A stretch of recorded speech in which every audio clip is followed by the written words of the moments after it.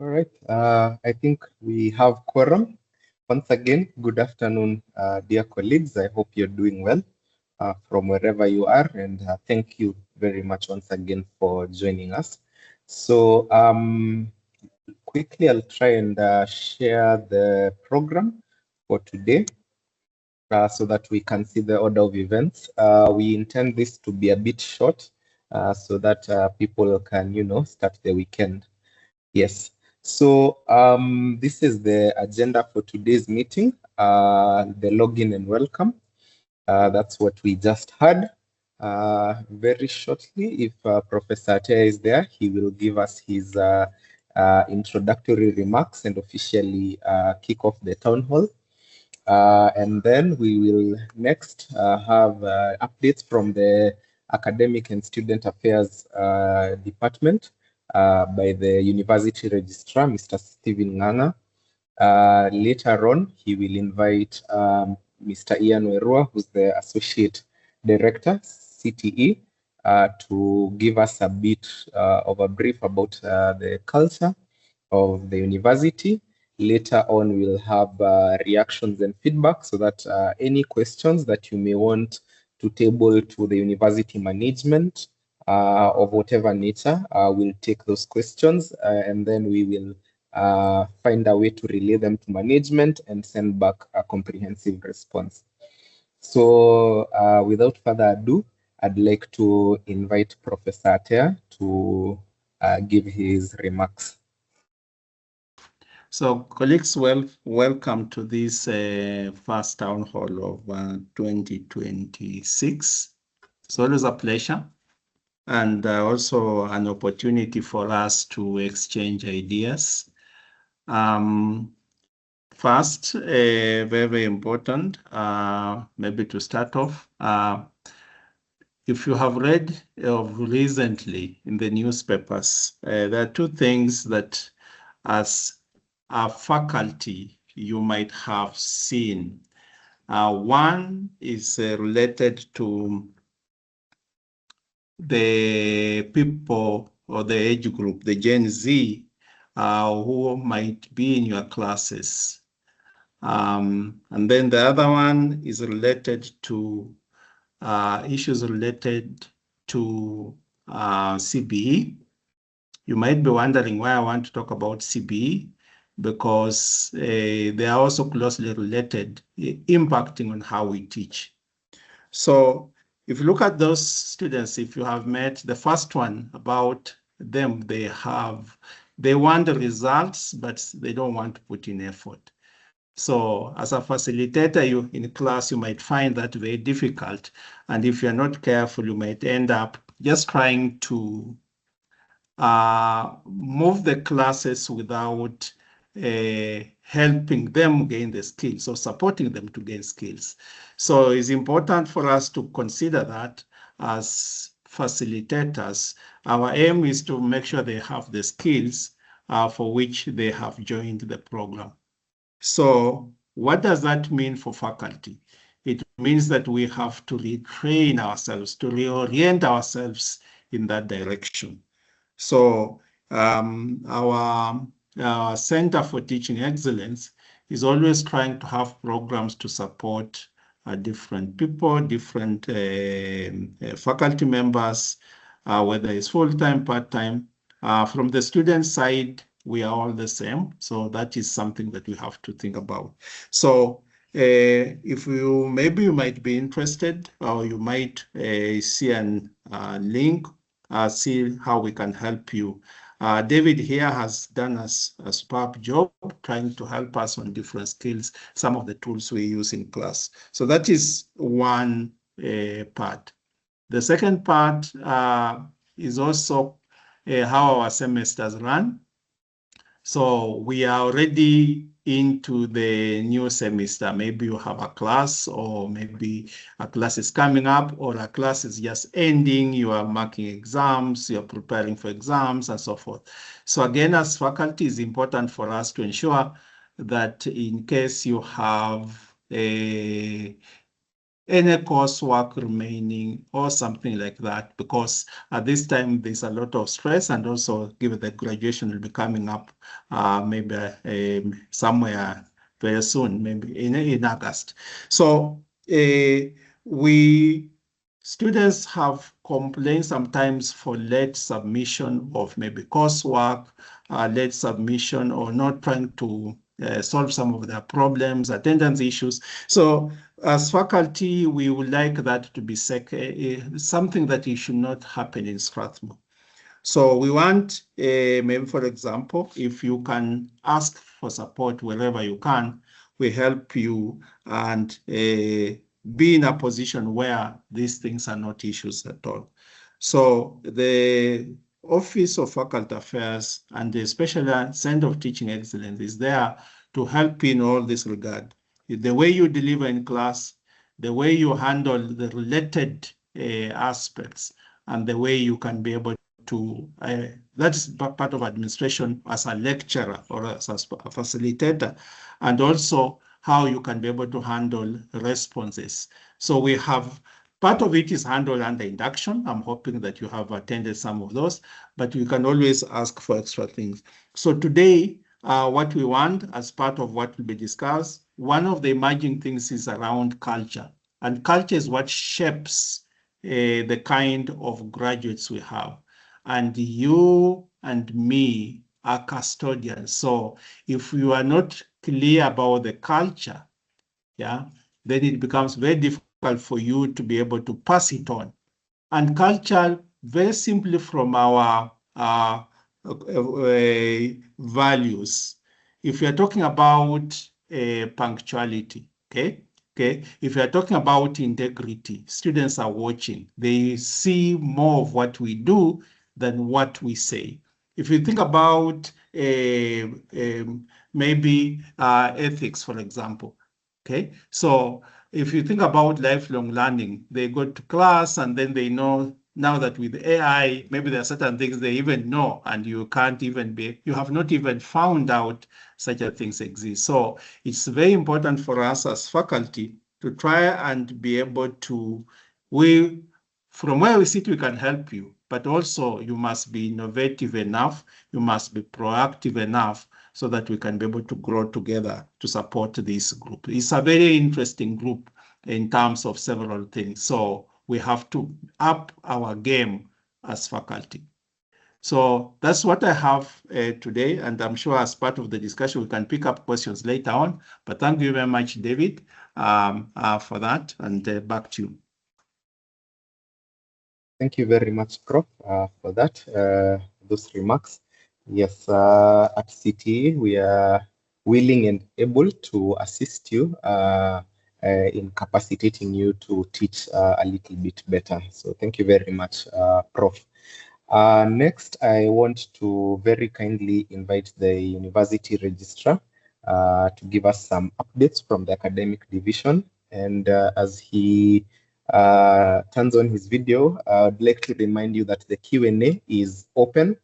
So if you have a question that you'd like us to send along to management, or if you'd like it answered here by some of the stakeholders, please put it on the chat or on the Q&A, and we'll be able to consolidate the same.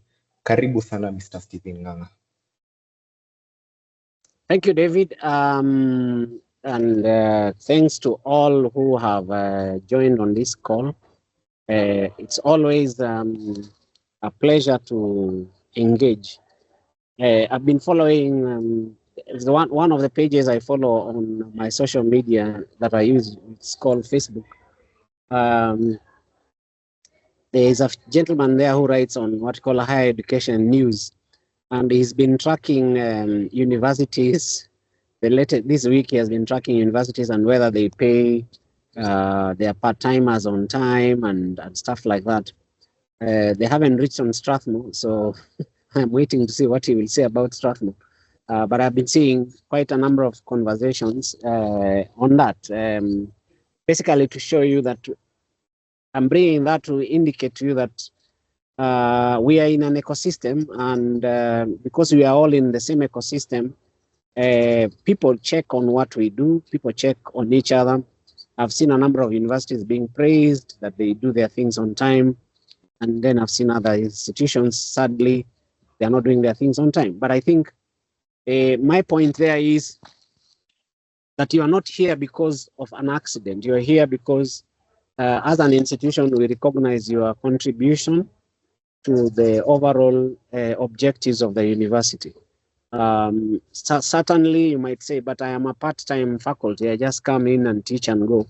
Yes, because probably we do not have sufficient numbers to take care of your full load. So therefore, we engage you on a part-time. So you are a part and parcel of our ecosystem. I think being a part-time faculty in this country and in many parts of the world now is a standard, and therefore these kind of forums first are very important so that you can pick a little bit about what the institution wants or what the plans are.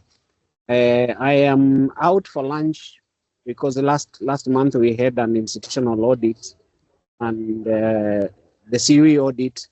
And obviously, one of the things also you are being asked is what is our numbers of part-time equivalents in the institution. So I am here at Carnival, but I wouldn't miss. I have left people taking some few foods here and stuff. So a couple of things that the university is looking at. So first of all is value of the year. What is the value of the year? We still continue with our value of personalized attention. And we're talking about personalized attention because we care. As an institution, we believe that not only what happens in class is important, every other experience probably, and you have been to the university, you see, every other experience is always a learning experience. So whether the student goes into the washrooms, whether the student comes to the cafeteria, whether the student is sitting outside, whether the student is meeting you as a faculty, all those are spaces where we want our students to learn. And therefore, you might say, yeah, I come here on Mondays or I come here on Wednesdays and I teach my course and go.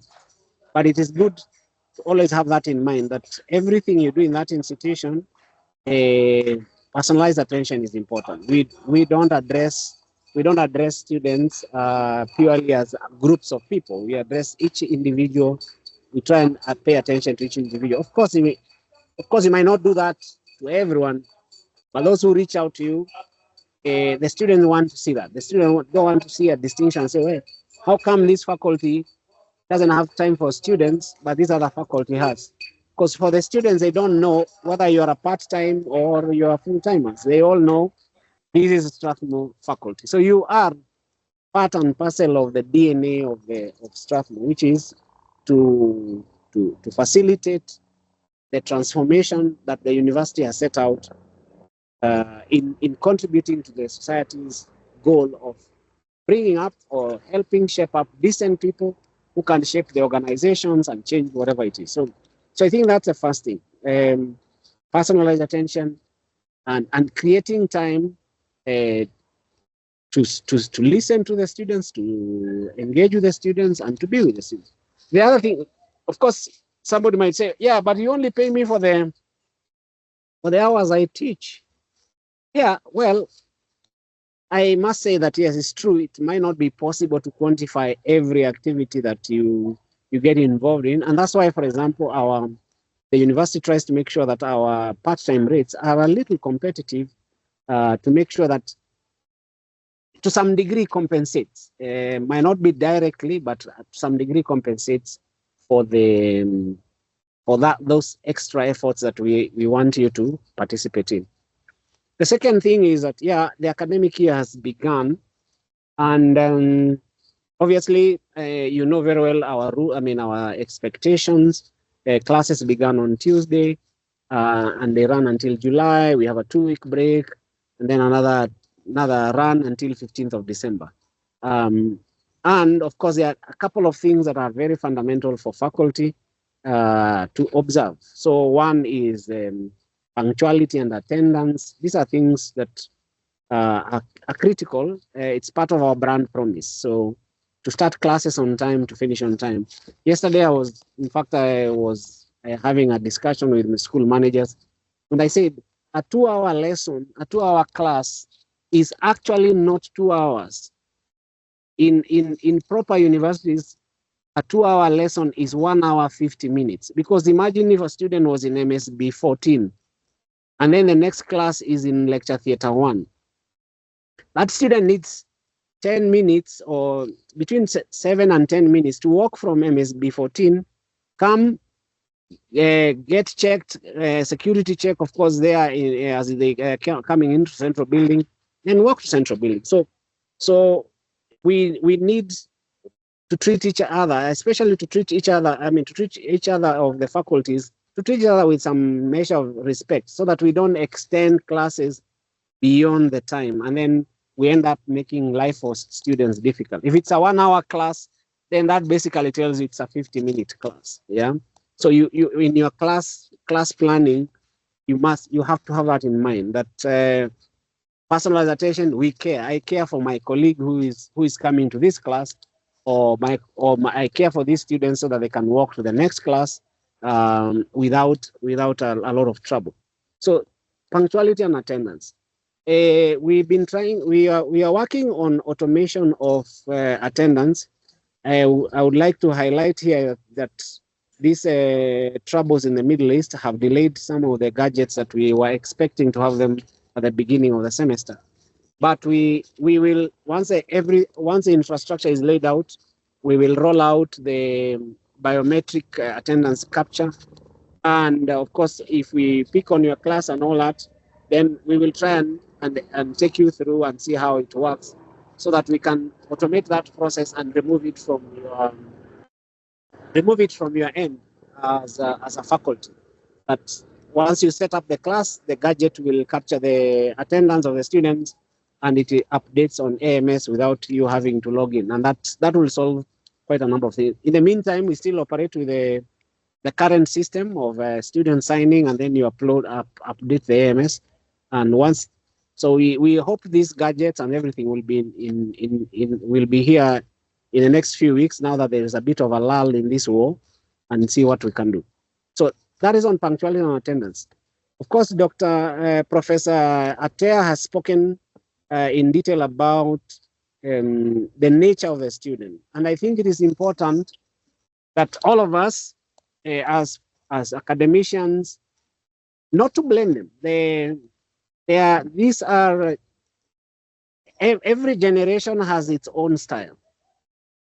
So those of us who grew up in the 80s, there are things we did in the 80s way, and they are 80s. So these are young people who have grown up in an era of technology, in an era of massive information, it's a generation that is always out to chase for experiences. So to them, everything is about experience. They are not looking for stability. But when you engage them deep down, you find that they are actually yearning to learn. So we as academicians have to be a little careful not to generalize all the things that they are doing wrong and say, okay, fine, all these fellows are hopeless. We can shape up their thoughts. What that calls for is that we need to change a little bit. We change our ways of teaching. We change a little bit about our ways of assessment, and create situations that forces them to get out of the gadgets and respond.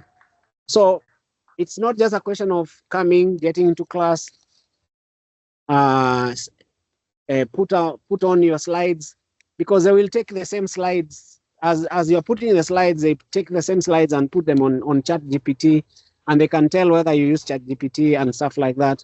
I mean, whatever AI you're using, they have it. And in fact, I have been mentioning to faculty that one of the challenges you have, especially with the students of Strathmore, is that they don't even use the free version. Then they buy the paid version, which gives them a lot of flexibility to use. So if it's Gemini, they have bought. If it's ChatGPT, they have the paid version. if it is whatever, any AI tool that is available, for them paying some little money for it is not a big story. So you are likely to be handling work, to be handling stuff that actually is developed by AI. So we definitely need to start thinking or reorganizing our thoughts around how we teach, how you want to teach, how you want to engage with them, and so that your content is learned. So that your content is learned. The policy of the university on AI is still developing because this is a new space and we cannot come up with straight and narrow rules.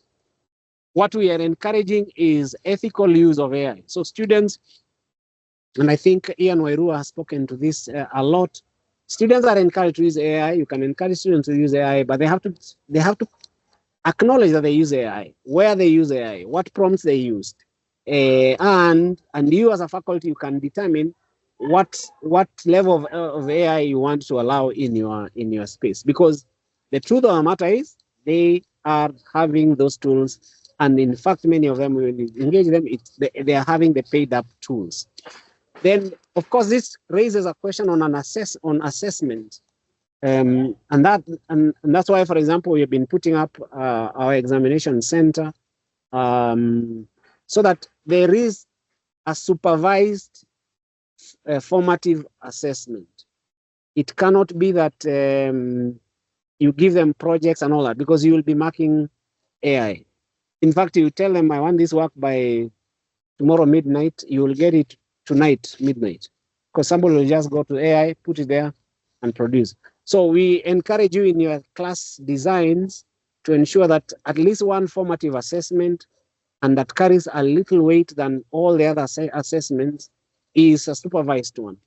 And then you check with your examinations officer, book the rooms.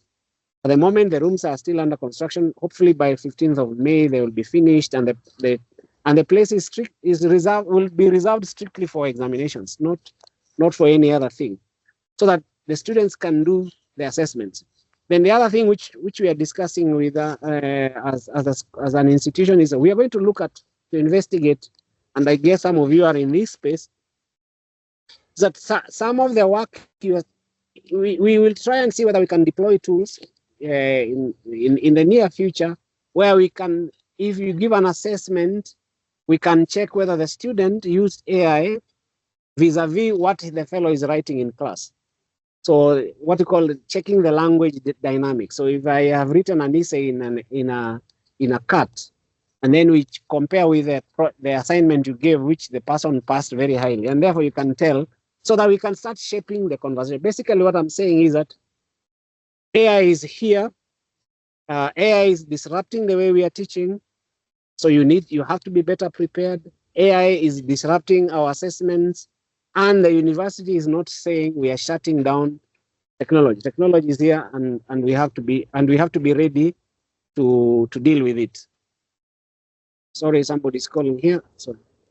So I was saying that AI technology is here, and we will have to deal with the technology as we will come with the regulations as we see how the technology is being deployed by students. But to know that the students are ahead of us, they are getting the technology and using it. And therefore, even our preparations for teaching, the way we teach, the kind of examples you give, the assessments, the assignments you give, I think it's very important to have that in the back of the mind.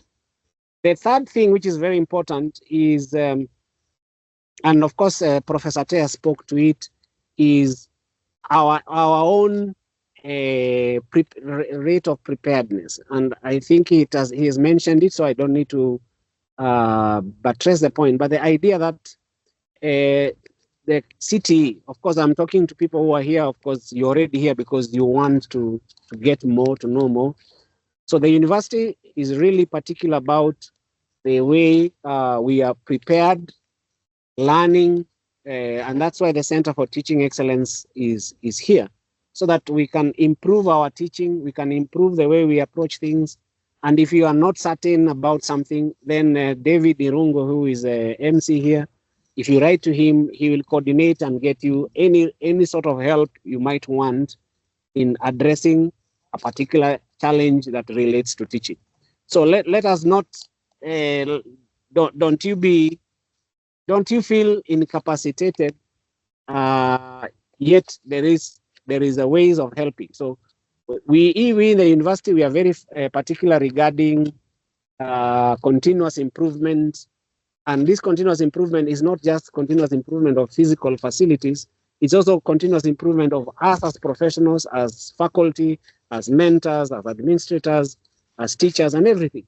So that we are able to deliver quality service. So probably you've been using a particular example, you've been teaching in a particular mode, and suddenly you have these students who don't want to talk in class. So how do you get them, how do you prod them to a point where they want to contribute and engage in class?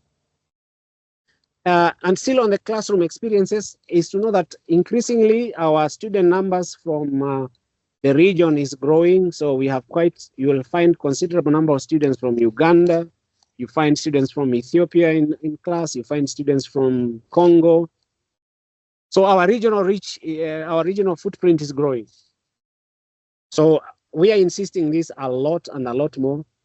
The language of teaching, the language of examples, the language of humor is English.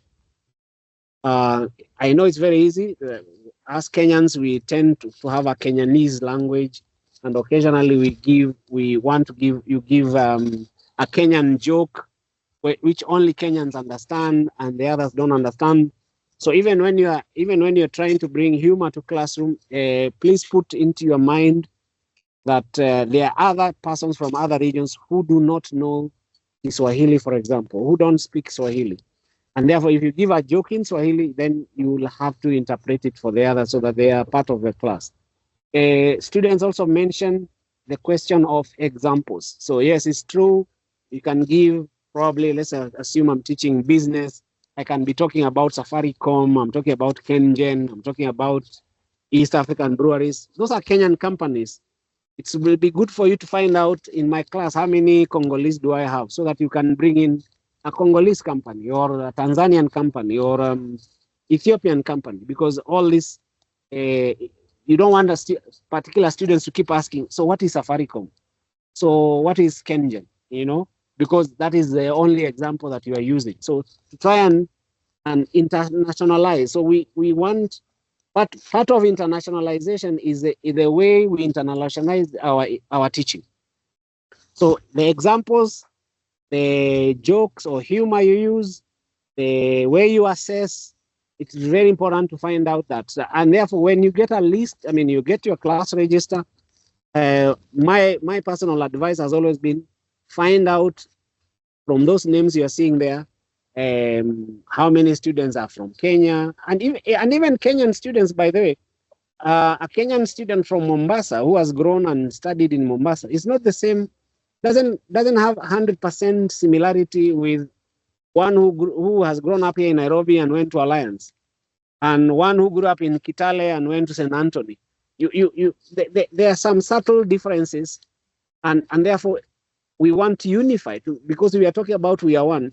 We want to unify the experiences, and therefore stick to the formal, stick to English, and even if it's Swahili, you can imagine the Sheng of Nairobi is not the Sheng of Mombasa, and is not the Sheng of Kitale or the Sheng of Kisumu. Yeah, so even those ones who are coming from the regions and they're coming to Nairobi, they're also struggling to fit in here. And they're putting up a very big show or pretense that they're trying to fit, because they don't want the foreigners to look at them and say, look, you are Kenyan, how come you don't understand what your faculty is talking about? So to stick to the formal and to encourage them the same. Also in the classrooms, we expect to see, don't allow, especially where we have larger groups, in some faculties you find a sizable pool of Ugandans, a sizable pool of Congolese, especially. We have big populations of Congolese and Ugandans, and sometimes South Sudanese, that even when you are giving them group assignments, you don't allow them to form their own group. because the Congolese, for example, have been accused of forming a group of their own so that they can continue, they can do the assignment in French and translate it. So to mix them up, to size them up, to make sure that the groups are representative of what Strathmore is. So this is a new dynamic over above that. They're all in the same reality of technology. They want fast results. They don't want to work. They complain pretty fast.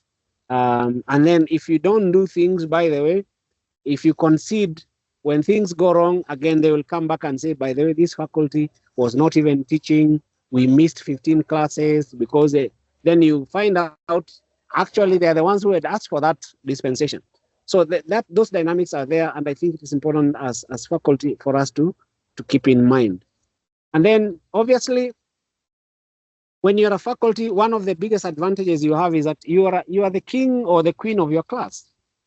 And there are dynamics you see that we who are in administration will never see. When you're in a class there, you can see this student who attends class regularly, where they sit, they participate. You can see the fellow who is aloof. You can spot problems. So all of us, I guess, we are very aware of the crisis that we have, of mental health crisis. We are losing students literally every semester. I think in this just past semester, we have lost 2 students to suicide. And when I read online, because I read a lot, I check a lot, it's not a phenomenon only of Strathmore. It's a phenomenon in this generation. A little frustration leads people to take out their lives. So sometimes we ask ourselves, how come we didn't pick it? How come I didn't see it? And probably you saw regular absenteeism. You know, when they're signing the register, you can see there's a fellow here who is missing. Or you look at the register, you have 20 students, and sorry, you can see that you have, all you need is just to tell the administrator, hey, this student, I think there is something. Can the relevant persons follow up on him? And you might save a life. So not to ignore any subtle signs that you come across. And then finally, to insist that in the university, assessment is a very important aspect of learning. And we don't pass students. We want the students to earn their marks properly. So if you teach properly and you assess properly, the marks that are achieved by the student are the marks that go into their records. So if the students don't perform well, we will not take it on you. We will want to find out what is the problem, how do we help. But if the average is low, average is low. We don't create marks. I have just come, when I was in the university, I met my examination manager. He was coming from one of the faculty boards, and the external examiner was saying, no, the students have performed very poorly in this subject. Can we add 10 marks for each student? And I said, no, that is not Strathmore. The mark the student gets is the mark that goes into the record. But we will want to investigate what is the challenge of that examination, what was the challenge in the unit, and that's why you as a faculty have the room to say, look, I taught this unit. These are the kind of things the students were doing. This is my experience, and this partially explains how this unit has been performed. Because we owe it to the society to give objective feedback, not treated feedback. So no, in Strathmore, we do not, your contract with us is not dependent on how students pass. It's dependent on how you teach and what experience you create for our students.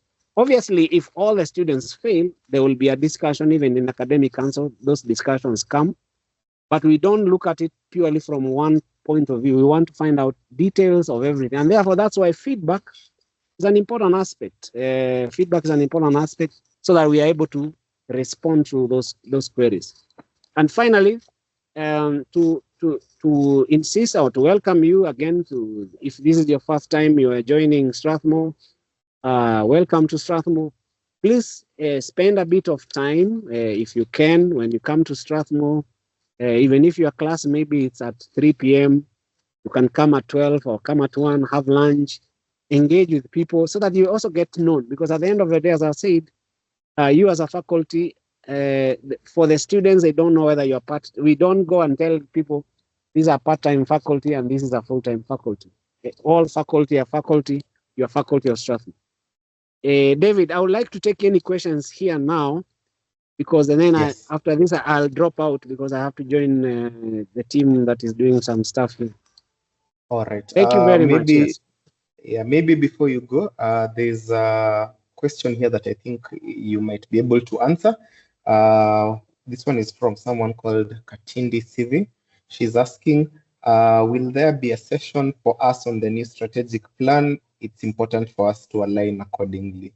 I don't know if you have a comment on that. Definitely, yes. In the cascade process, definitely we will bring that conversation to bear, because there are a number of things that touch on faculty. And I know Dr. Sivi, definitely we will let the strategy office share that with you. So yes, the new strategy was launched, I think, 3 weeks ago, and that strategy has a sizable plank of issues around university teaching and learning. Yeah. I've seen Mr. Gituro's hand up. Yes, please unmute yourself, Dr. Gituro. Yes, we hear you and enjoy Carnival. I hope they are still doing those kind of things they used to do. But having said that, I think it's important that, as you point out about the AI, AI is here with us, and I think nobody should think otherwise. I see AI as a tool, which perhaps give me a better delivery of instructions or teaching. But I think we need to make a very clear distinction that AI doesn't think. An AI will never think. And that's why it's called artificial intelligence. It's not the human intelligence. And I think that's why we kick in. Very clearly, some of the things you read, some papers, AI has no emotions. AI has no integrity. And therefore, as a faculty, there's a lot of space. And what we also perhaps need to do, and we go back to COVID time, when things changed in terms of even how we use branded and whatever the case might be, but we never adjusted ourselves as faculty, or let me say from my perspective, probably in terms of looking how do you assess the learners? How do we provide the instructions? And I think that's something as a university, we need to step back, particularly the way we evaluate and the way we do the instructions. But the point I'm making here, team, is that I'm a very strong believer in AI, but I'm very clear it can't think like I can do. And we must leverage on that in terms of the students. I think you raised a very good point. If you don't understand your class, if you don't understand the students who are there, I think you need to reconsider that, because you should be knowing who is who and what is really happening in terms of if somebody is unwell. And it's not just teaching. No, it's not. Even sharing some values, even sharing where you see them down the road, and making them. I can tell you this, a class I teach somewhere, and I use a lot of the whiteboard. And as somebody's getting to the phone, he might have a drawing on the whiteboard. And I asked 3 times who did it. If they don't, actually don't continue the class. But if somebody owns up, I'm so happy. I'm so happy, because something we don't have, and this is something we need to bring in our students, is that owning up. I made a mistake, I'm sorry. I know men are very difficult to say that. They make a mistake and you say, I'm sorry. So those are the things perhaps as we embrace AI, we need to really bring it ourselves and realize it will never take over what you and I have as a brain. Asante. And thank you. Thank you, Gituro, for that. Yeah, you've summed it up. Teaching is value based. The moment you remove values, then there is no teaching. It becomes a robotic exercise. Thank you. Mm-hmm. All right. And they can as well go to the AI. Yes.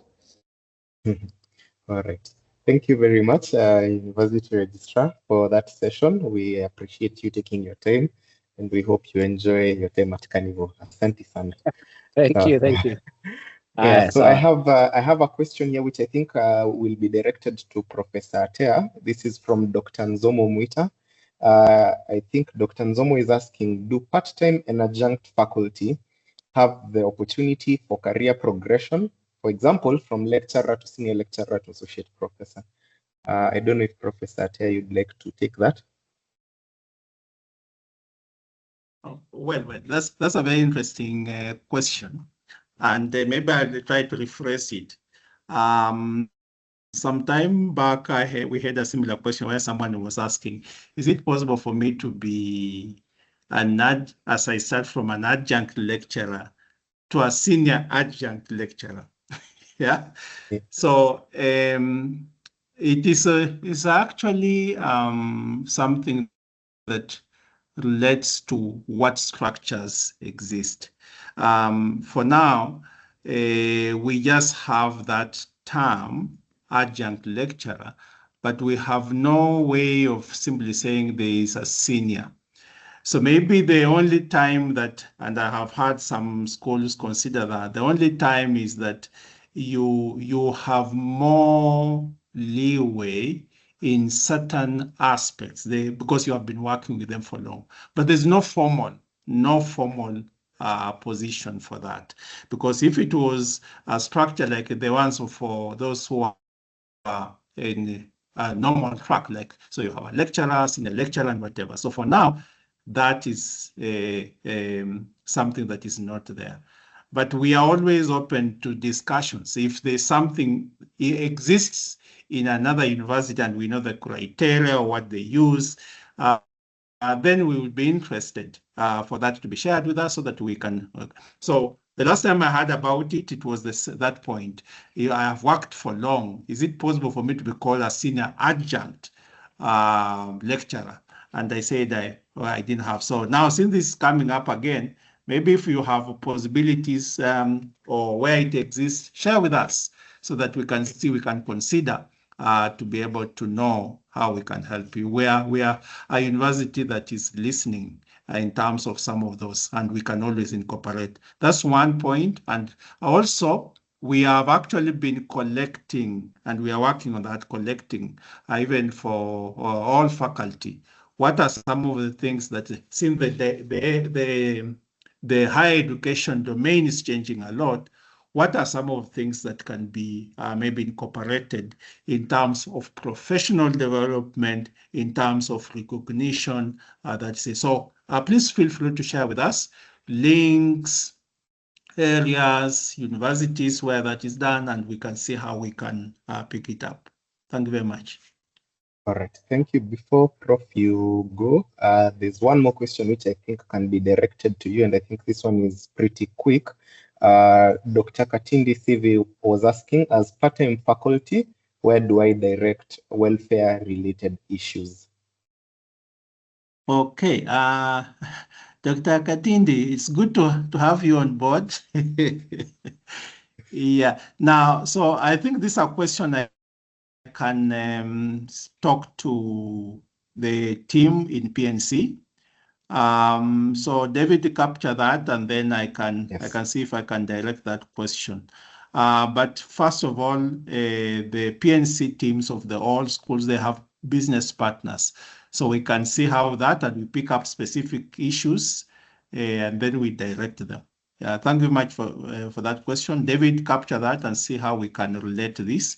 And hopefully, in our next town hall, we should be able to answer this question. All right. Thank you very much, Prof. Appreciate that. Now, for the interest of time, I can see on the chat there are a lot of people who are asking about AI, and I hope Ian Wairua will maybe touch on that a little bit. But now let's just have something from Mr. Ian Wairua. Ian, karibu sana. Thank you very much, David. And let me see if I can switch on my camera. Please tell me if I am audible. Yes, we can see you and hear you loud and clear. Thank you. Thank you. I'm going to try to be very, very brief in the interest of time, also because we are planning a session for all of us here relating to culture. As many of you might know, we had a series of sessions on culture, university culture, for the full-time staff.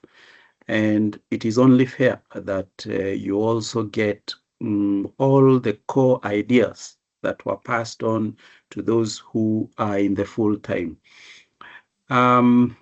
We wouldn't be able to put them together in just 10 minutes, the 10 minutes that I have now. So we are planning that. So today I'll just mention a few key ideas. As we have heard from Professor Tea, from Stephen Nganga, the registrar, we are facing changing contexts in the teaching and learning environment. We have a new generation of students. Increasingly, we are seeing a global student community in the university. We have the issues of technology and so on. So clearly, we have to change the way we teach, the way we relate to the students. We have to change the way even we do research. All our academic activities need to change. However, it is also true that our students sign up for something particular, and people can tell you exactly why they want to study in Strathmore University or to work in Strathmore University. There is some Strathmore-ness that they are paying for and they are investing in. And that clearly needs to be something stable, something to be guarded, something to be sustained. And that's what we could call Strathmore culture. It's a very, very important idea. Of course, to protect institutional culture, sometimes we need to understand what exactly we mean by culture. And sometimes we are just talking about how we treat each other. And maybe that could be called relational culture, or how we do things like the registrar was telling us about punctuality, how we deal with time, and that could be called operational culture. We even have symbols and artifacts. Maybe we could call that symbolic culture, or there could be some other name. And these would be things like the coat of arms, our dress code. We have the language that we use, the rituals, ceremonies that we hold. This symbolic culture is part of what we are interested in, and it's what our students are paying for. But there is also something called foundational culture. And that's when we talk about the mission of the university, why it was set up, the values, the identity, and so on. What exactly is Strathmore when people come to do a BCom course or an MCom course? Why are they coming to Strathmore and not going to some other university?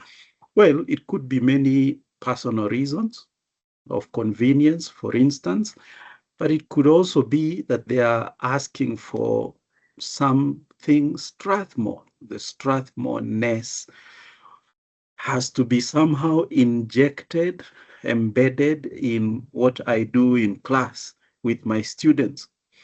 That's why it's very important that I learn about Strathmore culture, because how else will I manage to integrate it within my teaching?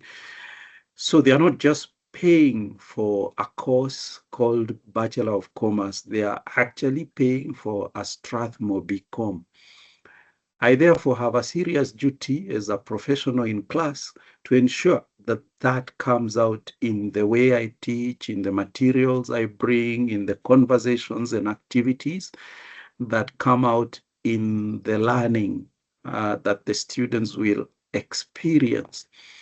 And I think the registrar was telling us about a student experience. All right, so because I don't have a lot of time to tell you about the culture, I'll just briefly tell you that the university has a way it has been describing this culture. And that's what we need to, first of all, look at.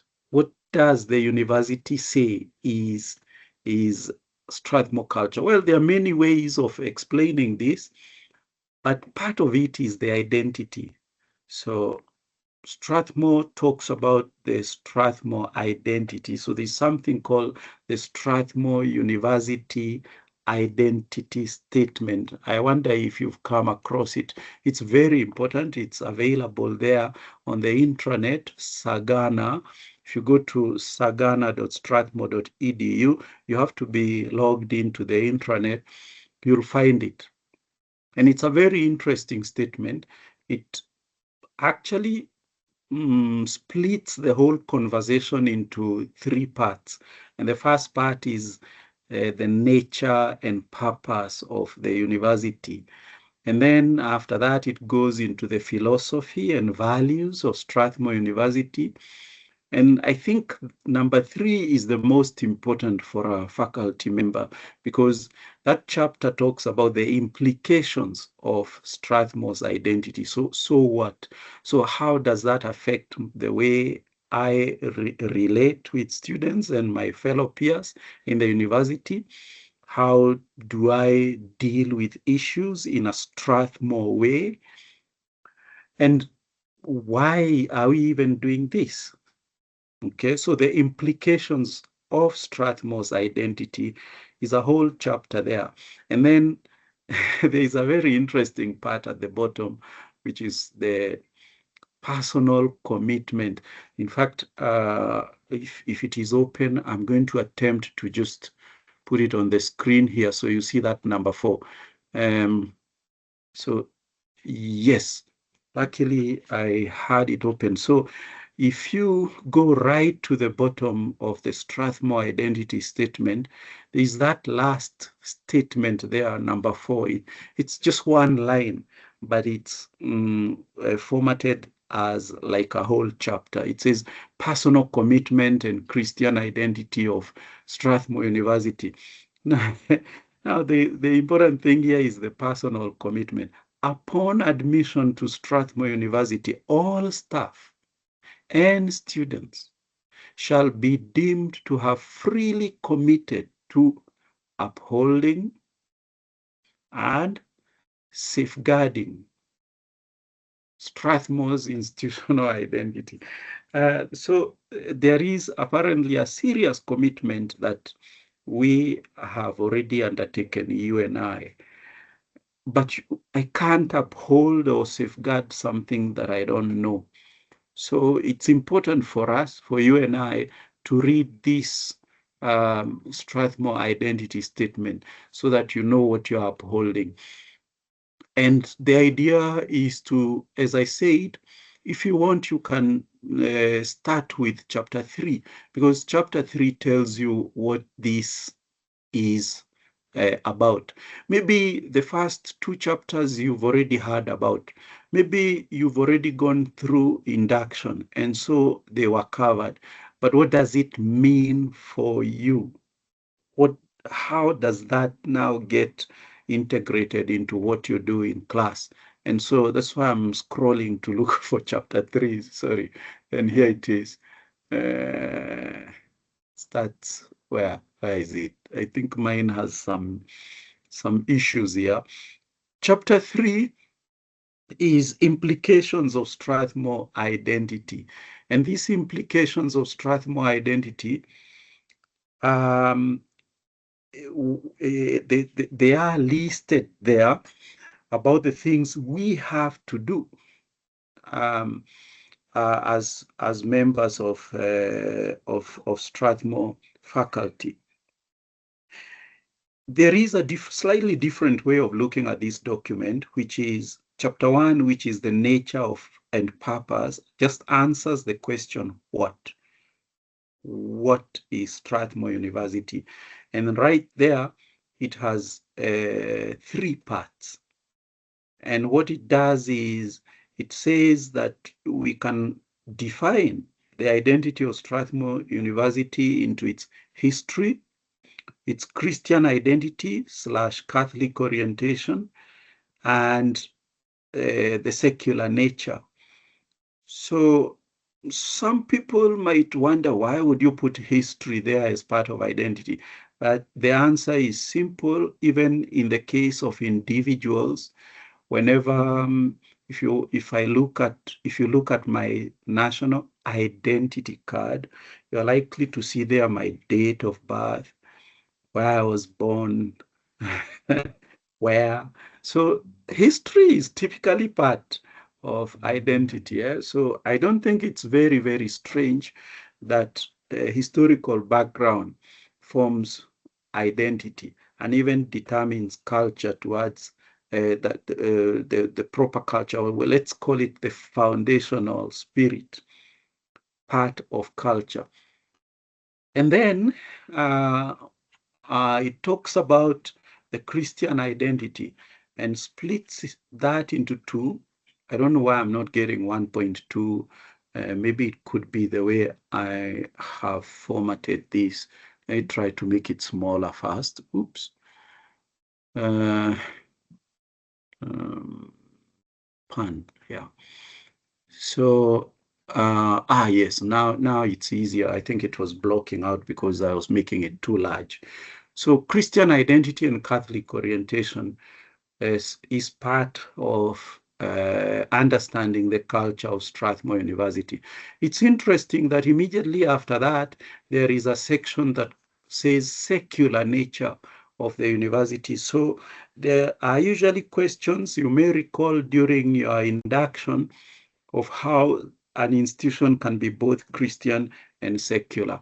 And this is explained very, very clearly in this document, that the university does not see any contradiction, that in fact, secular identity and Christian identity are not just compatible, but they support each other. So I challenge you to go through this and read it through. When it comes to the philosophy and values, don't be satisfied in just reading the values. I think many of us have become, thanks to the People and Culture Department, we are able to talk about self-spec. The values are easy to remember now because they rearranged them for us, beginning with this one, service to society, and then going to excellence. Okay, so there's a mnemonic there, self-spec, that helps us remember. But I challenge you also to read the philosophy part, the foundations, the philosophical foundations. What's the basis of this? The why. So remember, in the first part, we were talking about the what. So this explains the why of Strathmore culture and identity. And as you can see, there are 5 points there. There is that Strathmore is a community of persons. Strathmore adopts a holistic approach to the person. The understanding of personhood is holistic for Strathmore. That there is unity in diversity. Okay, so the motto is about unity, and yet we have diversity of not just culture, but even faith, race, nationality among staff and students, and we respect that. And then activities must be based on sound academic and educational principles. So we don't take anything for granted. We ask the real professional questions. Where is the data? about that and what's the basis of that claim, etc. And the last part here is about preparing. This is the society part of the philosophy, that we are trying to prepare responsible, ethical, and professional citizens. I know if you read this, something comes to mind. Those of you who've been studying the Kenyan education system, CBE, I'm sure that rings a bell somewhere. The mission of CBE, engaged, ethical, and empowered citizens. That's what the country is now aiming for. And it struck me when I first heard that, because Strathmore already had this responsible, which possibly corresponds to the CBE engaged. People who are engaged are typically responsible. Ethical is just ethical. A professional is empowered. When people become professional, they actually have the power to do things. So I see lots of parallels there. This could be discussed with you to see where we are different and where we align with the national goal. Now, then there are these goals of specific scientific disciplines, but Strathmore sees the university transcending that. So there is a particular meaning of the university that Strathmore subscribes to. What's a university? What do we mean by a university? And that's explained in 7 different points here, paragraphs from 2.1 to 2.7. That's how Strathmore understands a university. What is a university? And that's embedded within the understanding of Strathmore's identity. This part is the one I was talking about earlier, that you really need to read this. How do you bring harmony between the Christian faith and reason into your class? And it's explained here. That's 3.1. And then 3.2 is the fact that in Strathmore, there is a centrality of humanities. You may have heard from your students and from your peers, if you are new, that all our students, all of them, without fail, regardless of what their course is, study both ethics and philosophy. So and there's a reason, and it's explained here. It's part of Strathmore identity. Ladies and gentlemen, what I'm proposing to you is that this document is absolutely critical and vital to your work.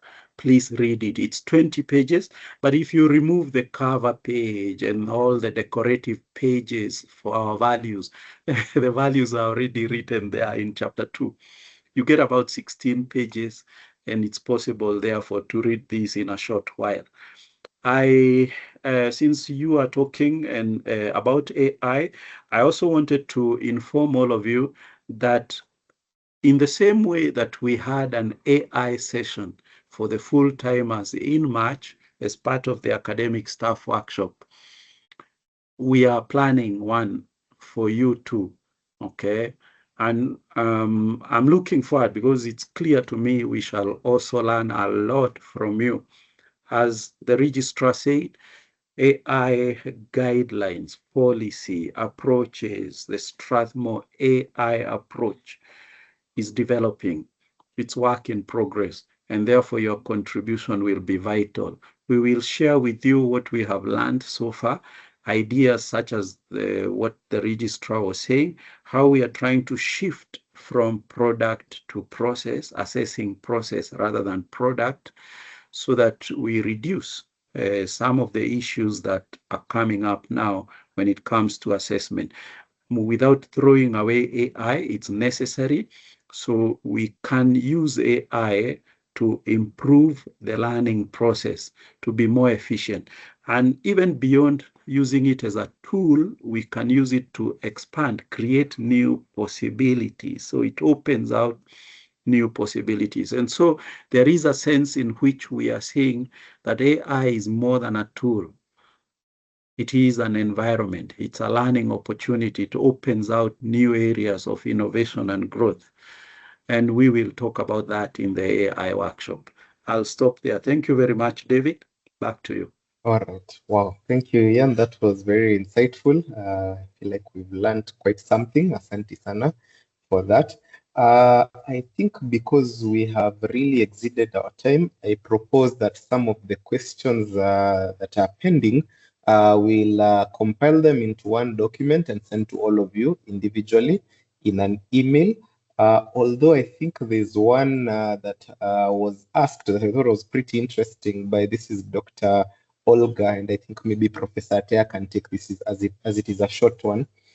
She's asking if the university can allow adjunct lecturers to be part of the graduation procession so that they can celebrate with their students who they have worked with over the years.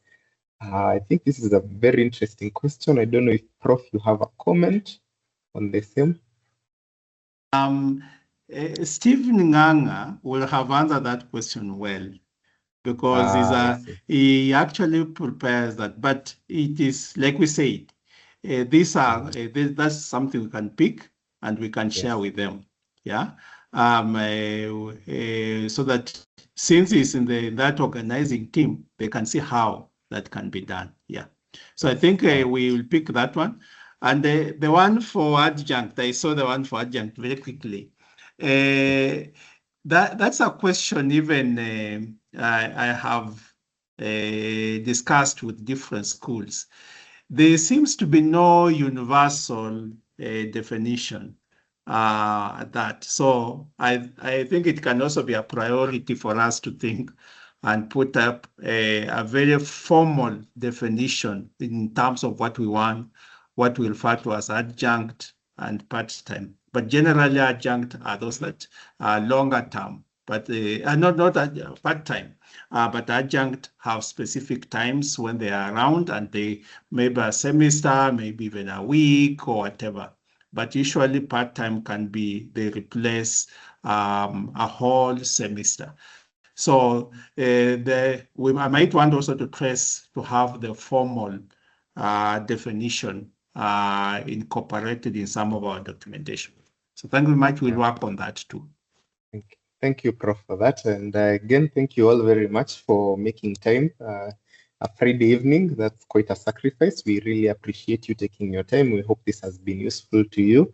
In case there was a question you had that wasn't answered yet, please write it to us, cte@strathmore.edu, and we will answer you as quickly as is possible. And the other questions as well, we will compile them, send them to management, and come back with an answer for all of you.